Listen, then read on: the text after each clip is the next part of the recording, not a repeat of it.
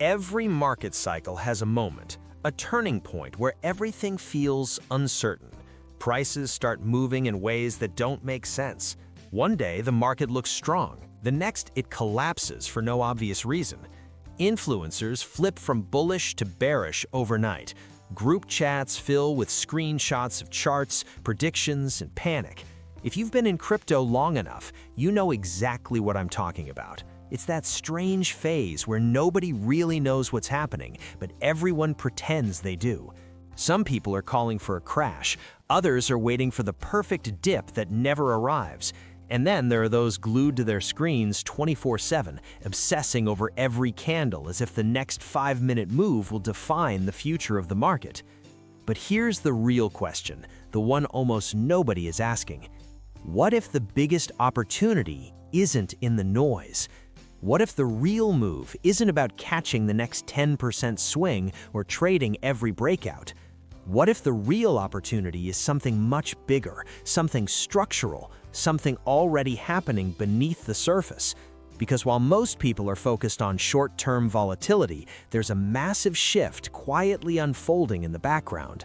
A shift in liquidity, a shift in how capital flows, and eventually a shift in market leadership.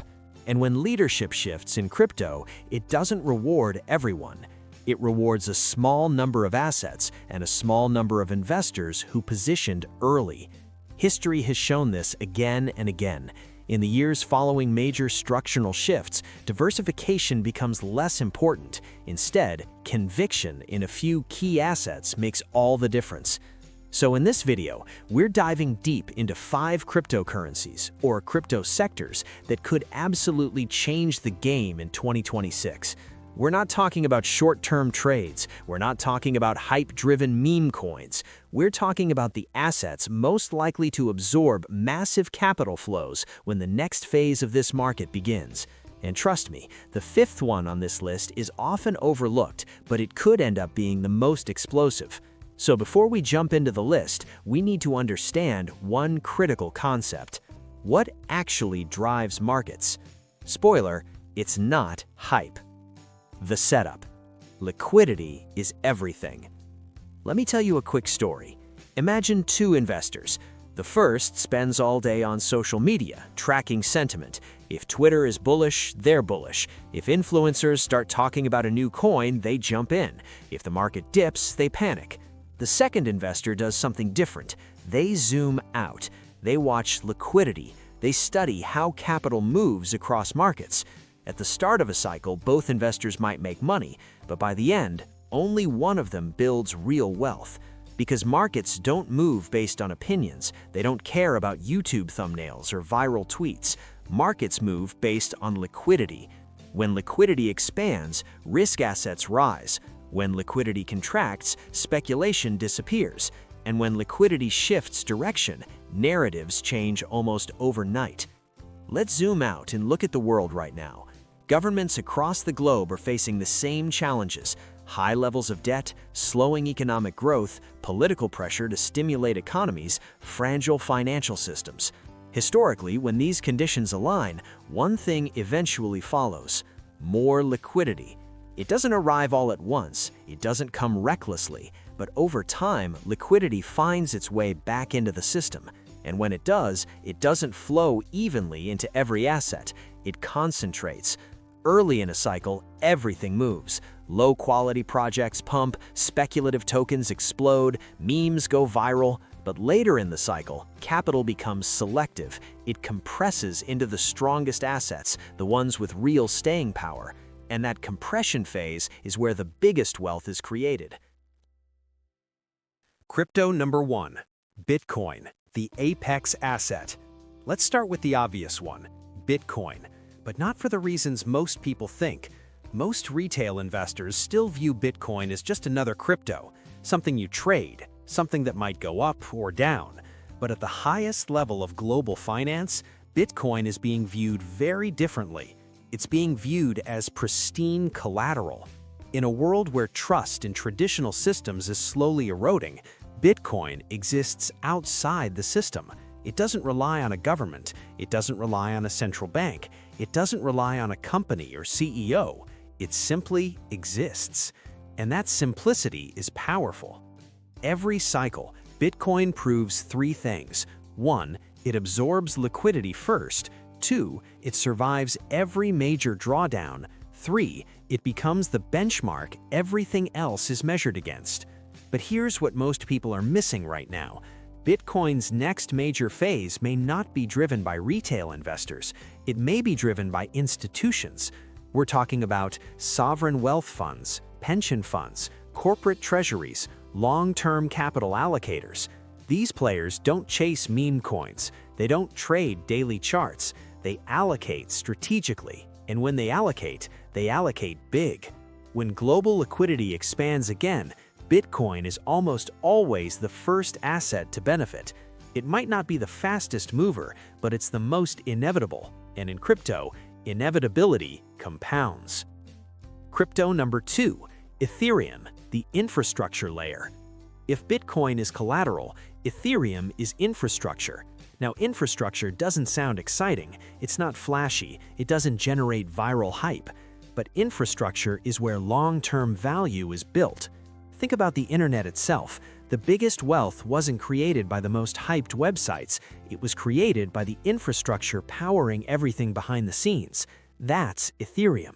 Ethereum is the settlement layer of the decentralized internet. Stablecoins run on it. Tokenized assets are built on it. Entire financial systems are being tested on it. And when institutions experiment with blockchain technology, most of them start with Ethereum. Why? Because institutions want security, stability, reliability, and longevity. They don't want to build on something that might disappear next year. Ethereum has proven itself through multiple cycles. It has survived crashes, competition, and constant scrutiny, and it continues to evolve. It's not always exciting, but in the long run, boring often wins. And in crypto, boring scales. If you're thinking long-term, not just months, but years, Ethereum remains one of the strongest structural bets in the entire space.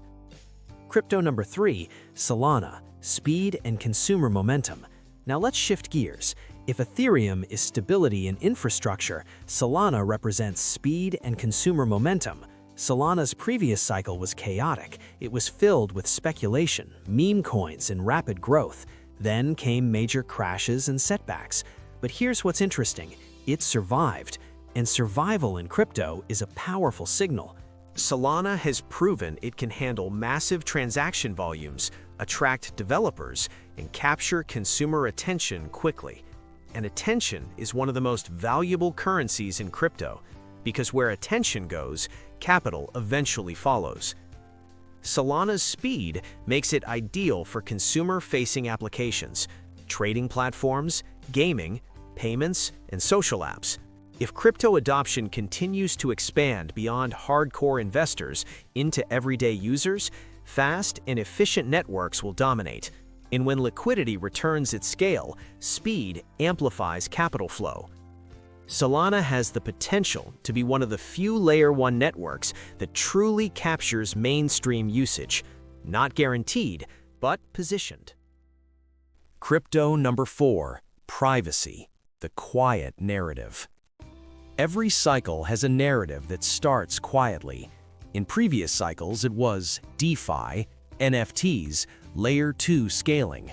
Each of these trends began under the radar before exploding into the mainstream. Right now, there's a new narrative quietly building: privacy.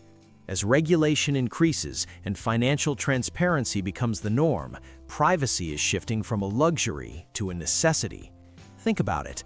Large investors don't want every transaction tracked. Businesses don't want competitors analyzing their financial activity. Individuals don't want complete exposure. As surveillance increases, demand for privacy technologies increases alongside it. This includes zero-knowledge technology, privacy-focused networks, and censorship-resistant systems. This sector is still under-owned and under-discussed, but if privacy becomes a major narrative, and there are strong reasons to believe it will, capital could flow into this sector aggressively and quickly. And when narratives shift, they often shift fast. Crypto number 5, the asymmetric wildcard. Now, we get to the most exciting part. Every cycle has an asymmetric winner, a project that starts small, ignored, underestimated, barely discussed. Then suddenly, liquidity rotates, and that small project becomes one of the biggest gainers of the entire cycle. We've seen it before.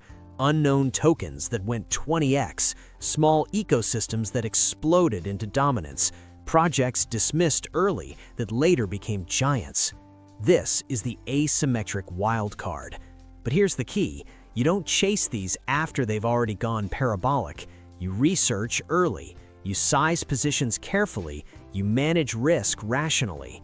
Because most asymmetric bets fail, but the few that succeed can outperform everything else in your portfolio combined. This is where calculated risk lives, and disciplined investors treat it as a strategy, not a gamble. The compression phase most people miss. As this cycle evolves, we'll eventually reach what I call the compression phase. Early on, everything pumps. New projects launch daily. Hype spreads everywhere. But later, capital compresses into a handful of leaders. This is when the gap between winners and everything else becomes massive. Over-diversification stops working. Scattered portfolios underperform. Conviction starts to matter more than activity. And this is where real wealth is created. Not by chasing every new coin, not by trading every move, but by holding strong positions in structural leaders. Final thought: position before it's obvious. The biggest mistake investors make isn't being too early, it's being too scattered, over-trading, overreacting, over-diversifying. Real wealth in crypto comes from positioning early in the right assets, before the market fully agrees, not after. If the liquidity thesis plays out over the next 12 to 18 months, this phase won't be about chasing every breakout. It'll be about holding strong positions in structural leaders. Bitcoin is collateral, Ethereum is infrastructure, Solana for speed and adoption, privacy for protection, and one asymmetric wildcard for massive upside. Everything else will be competing for leftover attention. So now, I'll leave you with a question. Which of these 5 do you think will lead the next phase of the crypto market? Let me know in the comments. And if you want more content focused on strategy, long-term positioning, and understanding how capital actually moves, hit that subscribe button. Because while most people are distracted by short-term noise, the next phase of the crypto market is already being built, quietly, and the smart money is already positioning. If you like this video, please don't forget to like and subscribe.